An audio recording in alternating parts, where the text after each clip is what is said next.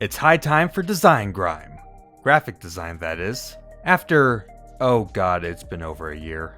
We're back with more good design, bad design, where we talk about the great and not so great graphic design in games. We're looking at menus, UI, UX, color choice, font choice, animation, character design, anything and everything to do with the presentation of information. Keep in mind that these segments aren't reviews. Great games can have terrible graphical elements, and terrible games can look really slick, so don't get too worried if your favorites are in here. But first things first, we gotta talk about your low skill disease. There's nothing fun about low skill disease. It makes everything taste like bronze, and it can get worse in the summer. Treat your skill issue with today's sponsor, Skillshare. Skillshare is the largest online learning community for creatives, with thousands of classes led by experts in film, illustration, design, music, and more. It's a fantastic resource for curated, high-quality, quick lessons in all kinds of creative pursuits. It's amazing for finding new hobbies. I wanted to brush up on some After Effects skills, so I went over to the class Animating with Ease in Adobe After Effects, taught by Jake Bartlett. He goes over a lot of the finer details of setting up animation curves to really step up the look of your animations. It was super quick and very well produced. Easing is a huge part of After Effects, so it was good to brush up on this. Summer's the perfect time for finding something new to do for fun. You've got a hobby you've always wanted to try, I'm sure, but never followed up on. Skillshare helps turn the I want to's into I made it happen. The first 500 people to use my link in the description get a 1-month free trial of Skillshare. Go find your favorite new hobby today. Skill it up with extra Skillshare. Good design. Teaching players how to play your game can be a big pain. It's especially hard for devs that live and breathe their game for months or years to know how someone else with no experience will perceive it. But not everything needs a heavy tutorial. Some game concepts need no explanation. A Little to the Left is a delightful and cozy puzzle game about the joys of sorting. Organize everyday objects as if you're tidying up a room, and find all the satisfying arrangements. Put all these light bulbs in a box. Sort your coin collection. These paint cans have been messed with. Unmessed with them. Every puzzle has one, but possibly as many as 3 different ways to arrange things. And how do you know how to arrange things? Well, just do what feels right. A Little to the Left has practically no instruction, no tutorial, no dialogue. It relies on the player's intrinsic sense of order to be the guide. As new puzzles get shown, it's up to you to figure out the common threads between objects. It may be organizing them by color or size. One of them is full of uncrooked frames, but you line up the crooked contents of the frames to make them stand upright. On puzzles with multiple solutions, your progress will be shown by gaining a new star for each new solution you discover, and the hollowed out stars wordlessly suggest that you have more work to do. Maybe you pack your stuff up by color for one solution and what their subject is for another. Now, if you're a graphic designer, you may have noticed that these puzzles are almost all centered around gestalt grouping principles. These are theoretical sets of psychological principles that designers use all the time to make all sorts of UI elements feel like they belong together and to help people recognize patterns and quickly sort through information. Similarity, proximity, continuation, closure, symmetry, and figure ground, among others, can all be used to make an arrangement feel intuitive, and one or another of these principles constantly shows up as solutions to the game's puzzles. Got a bunch of unsorted batteries and an empty tray? Group them together with similarity and use closure to fit them in the appropriate slot. Use symmetry to mirror the placement of these colored flies on a spider web. Use continuation to connect lines in the texture of objects, or create a greater picture out of seemingly unrelated photos. The game is all about using the instincts built into all of us to test the player's observational skills and makes deeply satisfying puzzles along the way. That doesn't mean these puzzles solve themselves. These patterns are apparent, but not always obvious. That's where the game's hint system comes in. It's presented as a notebook with the answers scribbled over. To see the hint, grab an eraser and reveal as much or as little as you want. Need just a little hint? Maybe showing just a corner will give a push in the right direction, or verify that you're on the right track. Or go to town and reveal the whole solution if you feel like it. You can make the hint exactly as hinty as you want. A little to the left is a cozy game, and its chill atmosphere and gameplay are helped by the sense that the solutions are always within reach. With some careful use of gestalt principles, the game has a very naturalistic feel for its puzzle design. Just do what feels right. Bad design. Effective UI depends on consistency. All of these elements that make up a UI are just a bunch of abstract shapes on their own. The fact that you know that this is a button, this is a slider, that's heavily relying on your prior experiences with other UIs, from other games and other software. A more predictable UI is a more effective one. So what happens if we start to erode that consistency? Trackmania's menus are all over the place. I love the game. There's nothing wrong with the game part of Trackmania. The skill ceiling is incredible, and it's still super fun no matter where you are on the skill curve. But UI design has never been the developer Nadeo's strong suit, going back to all their earlier Trackmania games. Yeah, this ain't great. The menus in the newest Trackmania don't, look all that bad. This ain't Crazy Bus, but when you start actually trying to do things with them, things start to feel off. Not broken, not incomprehensible, just off. I've talked to a lot of people that get lost in these menus the first few times they see them. There are so many different ways to play, with overlapping track options, room options, schedule options, and very few of the labels make any intuitive sense. Continue and Go Now are your options at startup. One's a promotional thing, and one's the main menu. Live means online multiplayer. Arcade is your classic multiplayer server option, and maybe the subtitle of Online Rooms might hint that that wasn't clear from the get-go. This Track of the Day menu lets you play against others, unless you're here at specific times of day, where the same menu takes you to the Cup of the Day, which is a slightly different mode, but on the same track. And these day icons on the left and right aren't selectable, even though they evoke the button shapes present everywhere in this UI design. Many menus show this grid of numbers element. It's a list of tracks in this playlist. Scroll over to the track you want to play, hit A, and you're playing that track. A totally fine UI element. Oh look, a different menu with a grid of numbers for the tracks in this playlist. Great, let me just scroll over here and press A, and press A, and press A. Nope, can't play that track. Scrolling around just gets you a little readout of your records on that track. This grid of numbers is instead a representation of the track playlist running on this server right now. To play, you go down here to join room, and you play the already playing highlighted track. The game lets you create clubs with your friends, where you can create playlists and things for y'all to do together. I've already joined one that a friend made. On the main menu, there's a prompt to pull the right trigger to go to club. Great. Oh, did you think that would join your club? Nah. It only does that if you went into your club and hit this pin icon to pin the club to something, I'm not sure. If you hadn't done that, Go to Club will take you to whichever public club happens to be in this corner of the screen. And it's a carousel, so the club it takes you to will change over time. That's what I wanted. Different modes seem to have different opinions on what the important things to display are.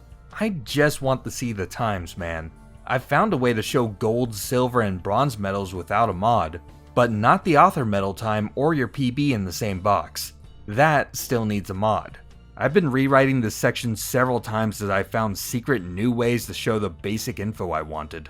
I could easily be missing a way to do what I want without mods, but have no idea where in the menus the option is buried. I still think it's kinda bad. Is this nitpicking? Yeah, maybe. The game's plenty fun enough that it's not really ruining the experience, and the modding community fixes most of the severe problems. I kinda hope they don't actually fix the jank.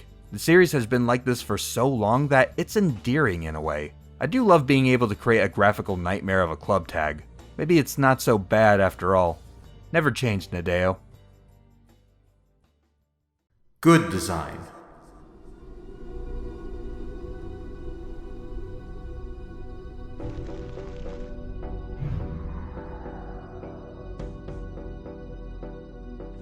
Man, you ever stop to think about Balatro?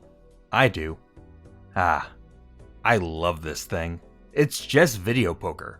Sorta. Balatro is not a complicated game mechanically, and I've still put over 70 hours into it.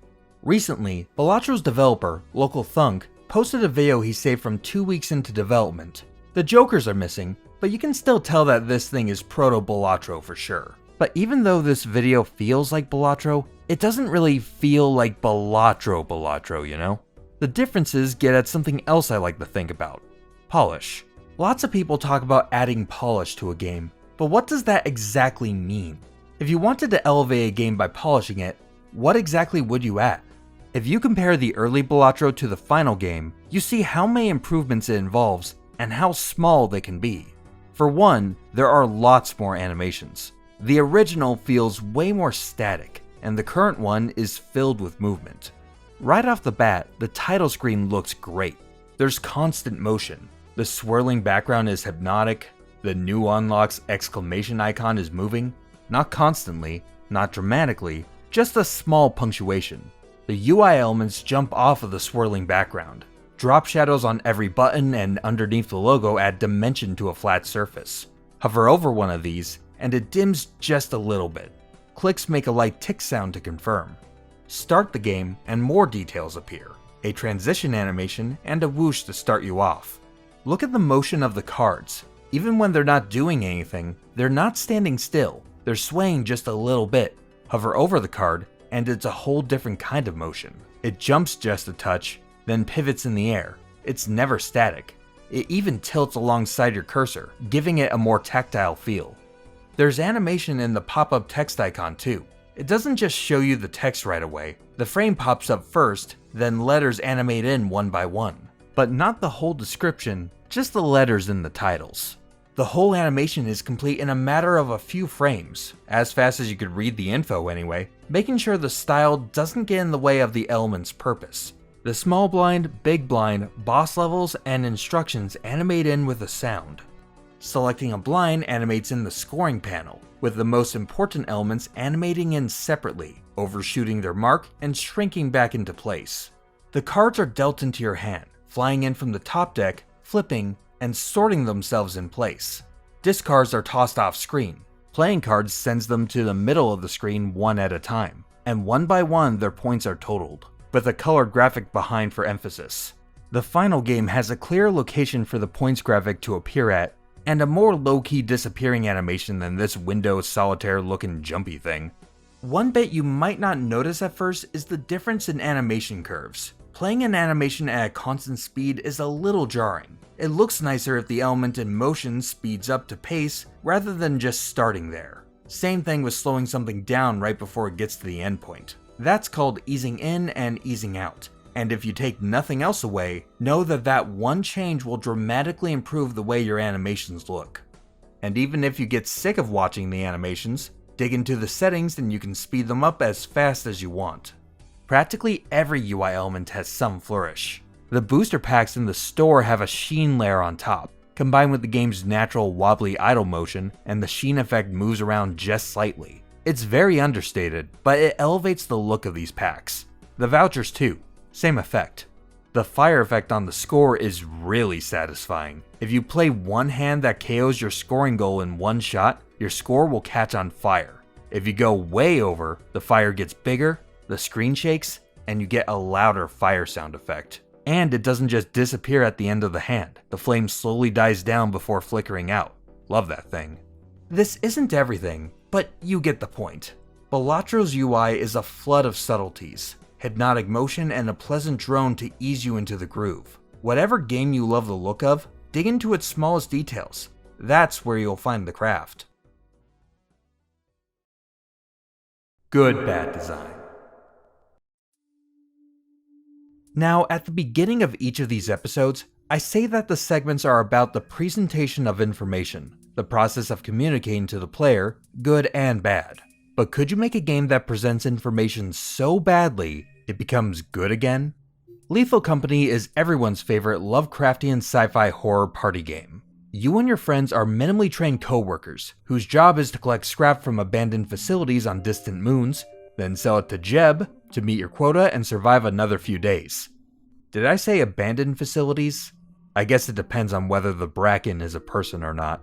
These moons are filled with monstrosities and experiments ready to tear you apart, and they get more dangerous the longer you stay on the surface. You're ill-informed and ill-prepared for what you'll find on these moons. But with your capable friends and an arsenal of communication tools at your disposal, what could go wrong? When you start playing the game, you're flying completely blind. Unless someone clues you in, you have no idea what the entities are capable of. They're all different. Sure, a couple of these things are harmless. This guy looks scary, but he won't do much. There's goo that follows you around, but isn't too threatening if you don't touch it. But then there are the creepy mannequins that sprint at you when you're not looking. There are shining eyes in the dark waiting for you to get distracted. There's a knife maniac butler who is full of bees. There's a big spider that's just a big spider, but it is a really big spider. Over and over, you're thrown into the unknown.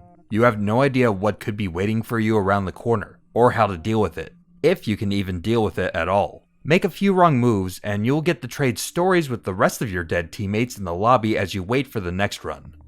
It seems at first that Lethal Company is about survival, and it is, but not really in an action-y sort of way. It's more a game about communication. The problem is that the company you work for has cheaped out. All of your communication tools are terrible. All players can hear each other through proximity chat, but it's not an isolated system. Talking can get you killed if you're being stalked by the eyeless dogs, where making any noise will have them lunge towards your direction. They'll pick up on chatter or even just accidental room noise. Open mics can be just as fatal in the game as anything else. You can bring in a walkie to help warn people when you're not close by, but there's a trade-off. You've only got 4 inventory slots, and every tool you bring in means less loot you can carry out. Though if it helps you and your friends survive, it could be worth it. You've got a jester running loose. You've got to tell everyone to get out of the facility before it pops and goes on a rampage. Did you bring a walkie to tell everybody about it?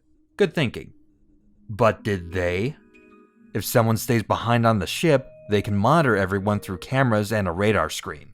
They can help by disabling some hazards like the turret, closing or opening doors, or teleporting you out of danger if they see you're in trouble. Maybe they can warn you about the jester. They can transmit a message out to everyone, whatever they want. As long as it's 9 characters or less. Even something as simple as the clock. Y'all have to get off this moon by midnight. The ship will leave automatically by then, with or without you. The clock runs things, even if you can't always see it. If you're not outside, you literally don't know what time it is. It's very easy to lose track of how long you've got and have to book it back to the ship before it leaves you stranded. Communication is the most important thing, but the game makes it so cumbersome to do. But then again, that's the point. It's a pillar of the game's design. Lethal Company isn't a horror game. It's a comedy game. Well, it's still scary enough to be both, but it's mostly a comedy. I've never played a game with more effortless comedy coming out of play sessions. It's about crossed wires and missed connections, just like a lot of comedies, but in deadly scenarios. It's built for misunderstandings and having your team's best plans blowing up in your faces. Every section of the game is soaked in over-the-top ironic ultraviolence. The environment is filled with booby traps and rust, and the entities borrow from the most cliché, overwrought aspects of SCP and creepypasta. Come on, you can get haunted by a ghost girl that messes with your audio, plays the Undertaker bells, can't be seen by anyone but you, and makes your head explode. It's really silly, barely a step away from literally putting Slender Man in here. Over and over again, the game's design marries stupid horror and finding new and fun ways to mess up how you communicate with your friends. It's a great combo. Lethal Company is janky and unserious, but that's the point. The clunkiness, the goofiness, the universal hostility, they might be seen as negatives by themselves, but in this context they all combine to make the whole package work. The game's brilliant.